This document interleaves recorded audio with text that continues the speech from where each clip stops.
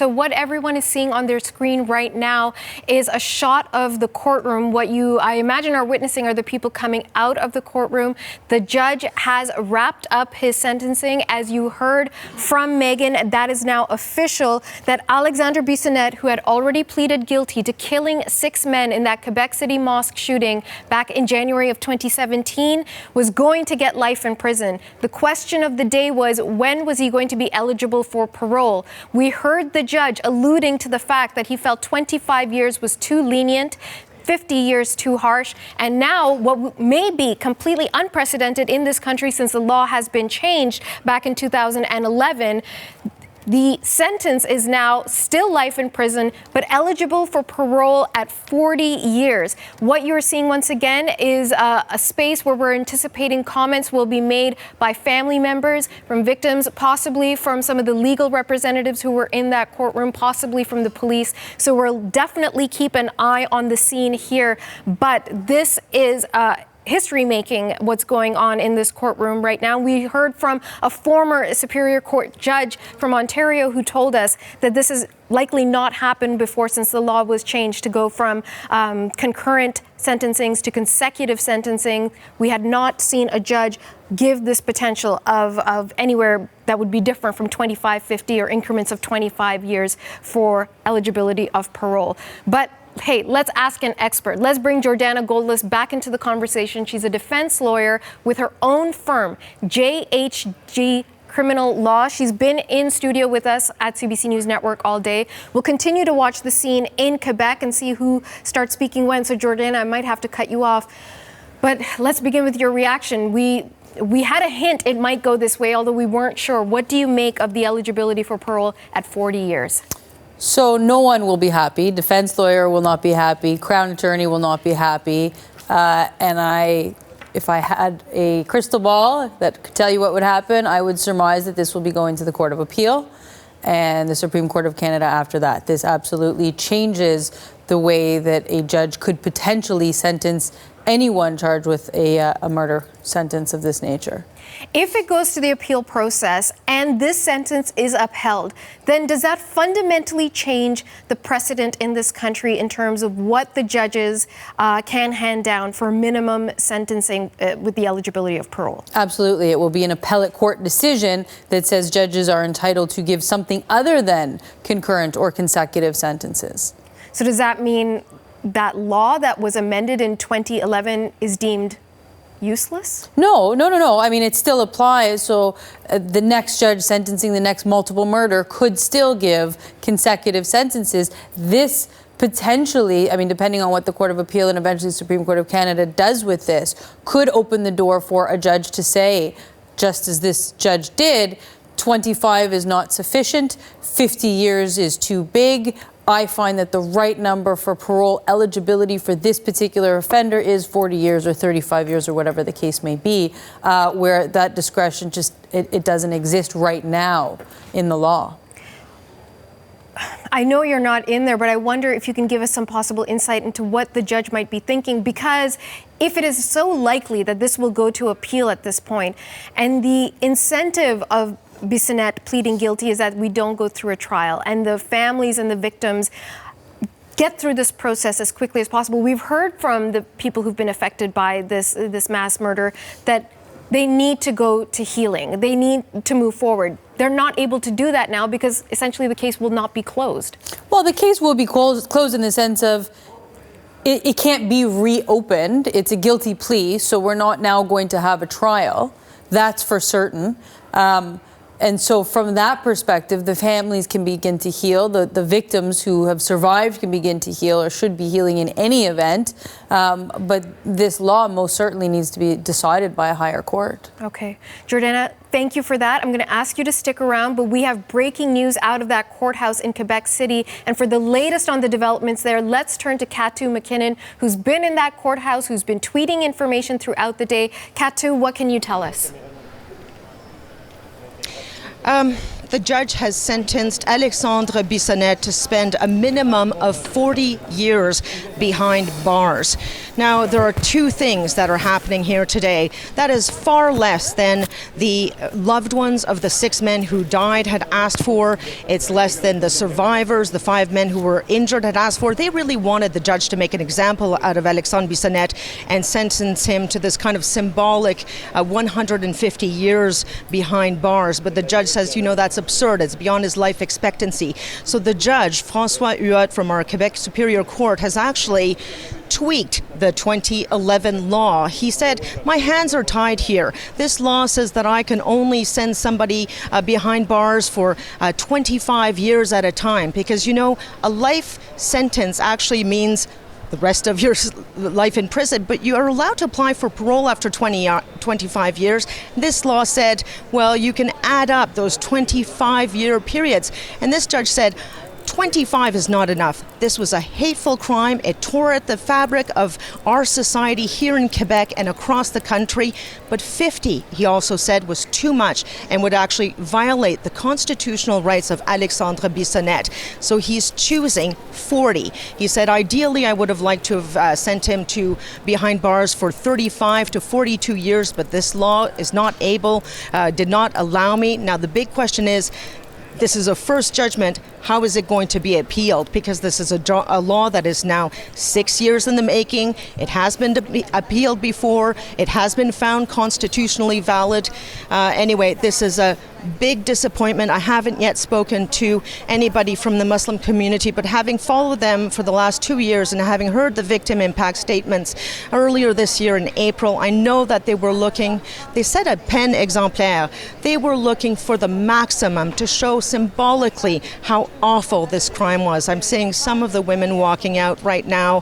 The Crown Prosecutor is going to be meeting with members of the Muslim community. You know, we've been listening to legal arguments for more than 5 hours now, so even I wasn't sure right when he said it that he had said it. I waited a few moments. I suspect there are going to be a lot of questions about why 40, why not 25 or 50 or 75 years.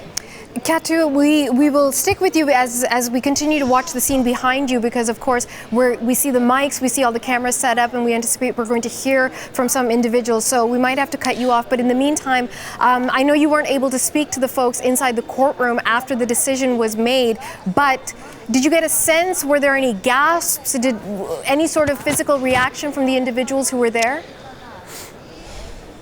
It's really hard to tell because, once again, you know, I'm a reporter, I'm used to hearing this, but there was a lot of legalese. It's been at least an hour that the judge said that 25 was not enough and that 50 was too much. So, and he has also gave that kind of range that he would like to sentence him between 35 and 42 years. So I clued into that. I'm not sure how many people in the room clued into that, and it was a little obtuse, to tell you the truth, because we kept on hearing one argument and another. You know, 50's too much, 25 is not enough, but then he said the law is the law. So this judge has ended up, he's changing the law. He says it's substantially constitutional, but you have to change it a little bit to give judges discretion, because not every single murder is the same. He said, you know, before you would have a person who killed one person. So one murder was obtaining the same life sentence as a serial murderer, like we just saw with Bruce MacArthur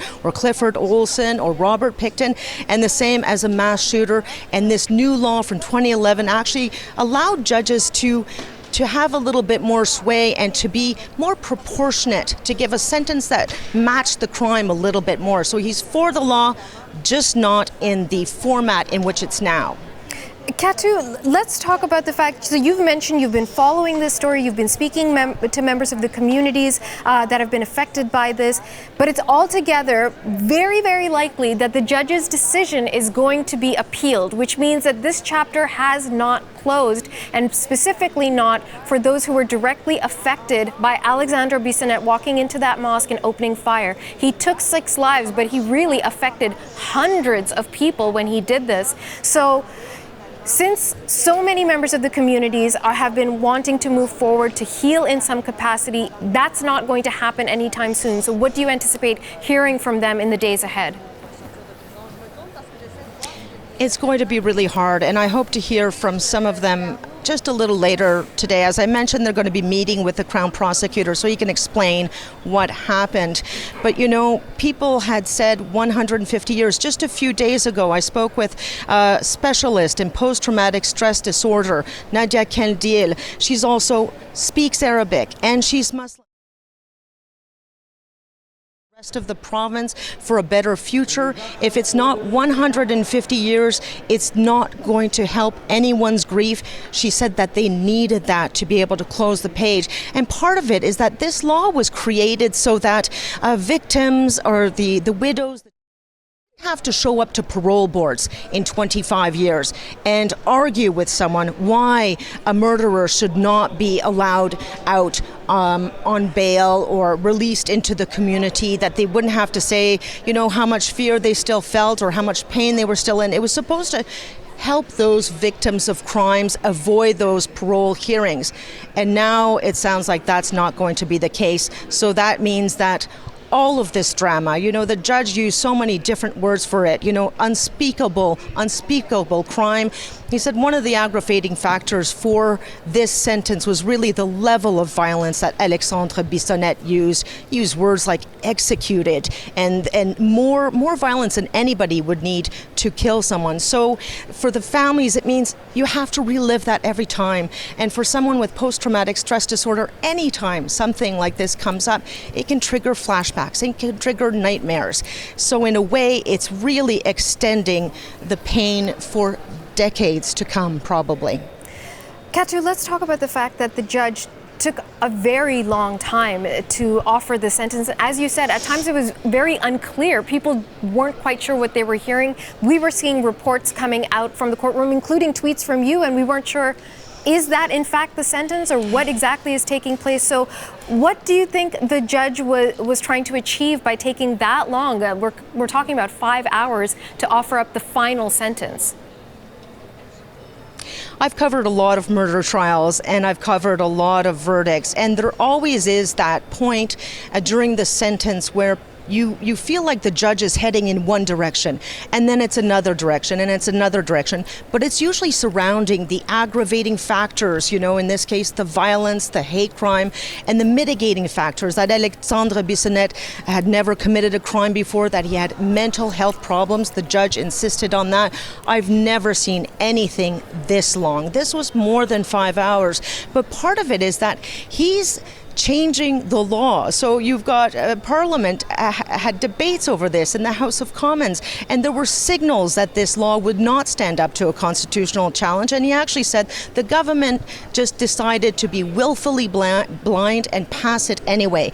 So part of the reason that it took so long is that this judge, François Huot, he's building a case. He doesn't want to be overturned in the Court of Appeal or at the Supreme Court of Canada. He says the law is fine, it just needs a slight change.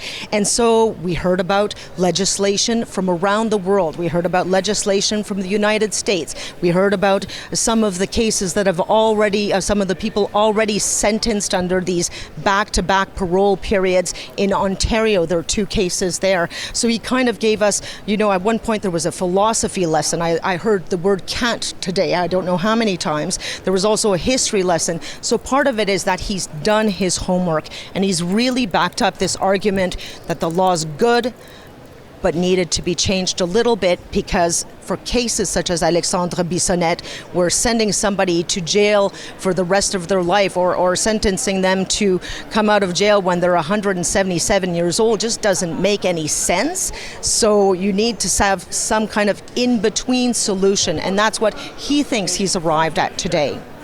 You know, you've done such an excellent job of highlighting what the judge was using in terms of legal precedent in other locations to justify this decision, this unprecedented decision in terms of sentencing and eligibility for parole. But in those 5 hours, Katu, what did the judge have to say about that night, that Sunday night, January 2017? Oh. Certainly all of us who work in news, we remember where we were on that night because it was just so shocking. So what were the elements that he was reminding the room and the community and the public about as he was reading out that sentence?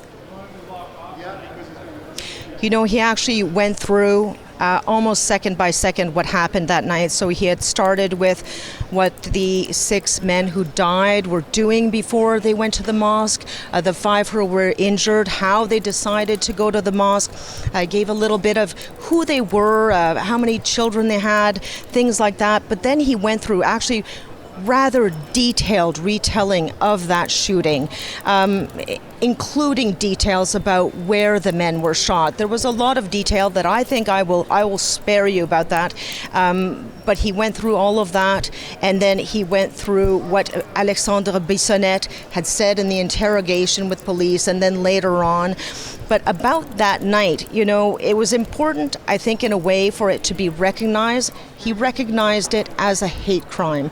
And he said that Alexandre Bissonnette had a visceral hatred for immigrants who were Muslim. And I think perhaps even though the time spent in prison is not going to be satisfactory to anybody, at least the message that he sent to the people in the courtroom, to the widows, to the children of Abdelkrim Hassan, of Azzedine Soufiane, of Boubacar Thabti, and all these men. He said, you know, I've heard your suffering. He said he was particularly touched by the testimony of the young daughter of Azzedine Soufiane, who said, you know, my father was everything. I remember that testimony as well. She was speaking through her tears. I don't think that there was a single dry eye in the courtroom at that point. I'm just going to look at my notes here because there were other aggravating factors that had to do with that night, and it was the fact that Alexandre Bissonnette had planned it, that he had researched mass shootings, that he himself admitted that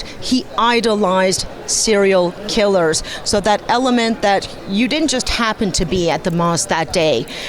You chose the mosque, you chose your victims. The level of violence as well is something that he talked about. You know, the execution style of killings of the 2 men from Guinea. They have the same last name, but they're not related. Ibrahima Bari and also Mamadou Tanou Bari, you know, who were shot outside. And there's that chilling moment that I don't know if people will remember, but Alexandre Bissonnette was carrying a semi-automatic rifle that night. And when he came up to those 2 men were leaving the mosque, he pointed it at them, and then it didn't go off. And then he hunched his shoulders and smiled. And he said later to a social worker that they looked relieved. And then he pulled out another gun, this time a Glock. And those are the 2 men that he shot, and then also shot point blank in the head. So a lot of not only the drama and the despair that people are feeling, but a lot of the details, the gory details of what happened and the level of violence that Alexandre Bissonnette used in this attack on the mosque. Katru, as you remind us of those gruesome details from that night, it's just chilling to remember. I know you had a long day, and I know that we're still waiting for someone to speak at the Quebec courtroom. If you will indulge me, I do wonder if you could answer this question, which is, what do you think the mood is going to be like tonight in these various communities, these families who've been affected? What's the conversation going to be tonight over the course of the weekend? How do they move forward? I'm not a mind reader. I can only base what I'm going to tell you on what I've heard so far, but it's devastating. This is devastating. You know, there are other people in Canada who've been sentenced to more time behind bars than Alexandre Bissonnette. Justin Bourque, who killed RCMP officers in Moncton, for example. So they're likely going to ask, why is it different for Alexandre Bissonnette when you have so many aggravating factors? I do want to mention that the judge made a point of mentioning several times that Alexandre Bissonnette had mental health issues and that he'd had those since he was a teenager. So talking about anxiety, depression, that he'd tried to take his own life in the past, and he said that was a major factor in a decision. He said you can't send somebody to prison for the rest of their life without a hope of parole when they have that I guess I will call it a handicap, a mental health issue that they've been struggling with for so long. But I can only imagine around dinner tables tonight with green tea or mint tea and delicious Moroccan couscous that it's going to be difficult. More tears will be shed. I think there'll be a level of incomprehension. A lot of people said, you know, they were waiting for this to kind of, you want to turn the page. So as long as you keep on having to appear in court, everything gets brought up, you attend with your children, you take the day off work to come here. And now that chapter that they thought that they would be able to close today in a more satisfying way is not closed. I'm looking forward to finding out how people are feeling about it, but it was unanimous during the victim impact statements back in the spring. Everybody thought that the judge, or would have liked the judge to sentence him to 25 years behind bars for each of the 6 lives that he took that night on January 29th. Okay, Katu, we'll leave it there for now. We'll continue to watch the scene that's unfolding behind you. And, we'll go right back there as soon as someone starts speaking at the microphone. But thank you so much for your tweeting and for these invaluable insights and reminders as to what exactly people in Quebec have been dealing with for the past couple of years. Thank you, Katu. Our Katu McKinnon reporting out of Quebec City. Now, let's bring back in Jordana Golis, who's been joining us all afternoon from the CBC News Network studio in Toronto. She's a defense lawyer. She runs her own firm here in the city. So, precedent set. We didn't think this is how it was going to unfold. No, didn't. We've got a 29-year-old man who has pleaded guilty to walking into that mosque and killing 6 men. He wounded several others. He has affected countless lives. This is a severe criminal act that he has committed. And what the communities that we heard from Katu were hoping for was, he's going to jail for the rest of his life. When can he get paroled? They were hoping for 150 years to have that consecutive sentencing and the eligibility for parole. That's not what's happened. Something precedent-setting has happened in the province and in this country, which is a judge saying, here's my rationale, 25's too little, 50's too much, so definitely 150's too much, 40 years sounds good to me. What's going to happen next? I imagine what will happen next is that this will be appealed, only because he picked 40 instead of 25 or 50. Had he increased the number to 50, there likely would not have been any grounds of appeal given the details analysis that he provided throughout the course of today. What the Court of Appeal ultimately does with that, I expect will end up on the lap of the Supreme Court of Canada ultimately. I mean, this really does change the landscape of sentencing for first-degree murder in this country. Do you think the defense is happy with this? Is this better than what they had hoped for? I don't think anyone's happy with this. Why? I mean, the defense was vying for 25 years at eligibility. The Crown was asking for 150 years. The community obviously wants this individual to die in jail. That's really the bottom line. When you say you want someone to have parole eligibility fixed at 150 years, they don't ever want them having the opportunity to leave jail. But at the end of the day, we have a 29-year-old who perhaps does have rehabilitative prospects. And I think what the public needs to keep in mind is that even if he is paroled, he's not unsupervised. He still has to be in a halfway house. He is still being monitored. And should he breach any of his conditions at any point, he goes right back to jail. A life sentence is a life sentence. So, Megan, let's talk about some of what the judge was saying. It was over 5 hours, the sentencing. Remind us of what happened over the course of the day. It was a really tough day, Natasha, certainly for people in court, even for people just following it outside of the court. The judge meticulously went through the crimes of Alexandre Bissonnette. He described the violence with which he committed those crimes, the way that he entered that mosque, and the way that he took 6 lives. He talked about how 2 people tried to stop him. One didn't survive, one did survive and is paralyzed. And from our colleagues in the courtroom, they said that it was very emotional, that there were survivors, widows that were in court watching this that couldn't hold back their tears because it was so difficult, because the violence in the crime was so extreme. And in fact, the violence of that crime was one of the aggravating factors that the judge talked about in his decision, the sheer violence with which the shooting was committed, the fact that he had 2 different guns that he brought. He talked about the fact that there were children that were present and the fact that the guns were aimed at some of the children that were there. He talked about the fact, the judge, that this is a hate crime. He called it a hate crime. He said that Bissonnette had a visceral hatred towards Muslim immigrants. These are some of the aggravating factors that he talked about. And we talked about how long the sentencing hearing went on for.